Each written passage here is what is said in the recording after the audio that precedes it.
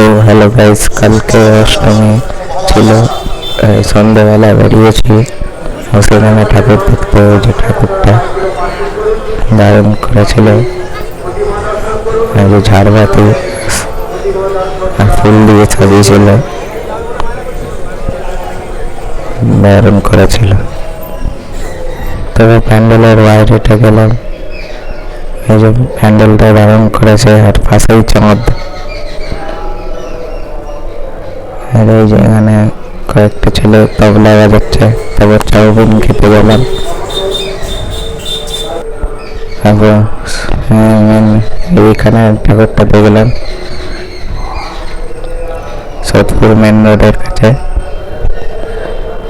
সোদপুর মুসিনান রাউতারা বাজার কমিটি থেকে বানানো প্যান্ডেলটা দারুণ লাগছে। ভিডিওটা ভালো লাগলে অবশ্যই লাইক, শেয়ার, কমেন্ট, সাবস্ক্রাইব করেন। ধন্যবাদ।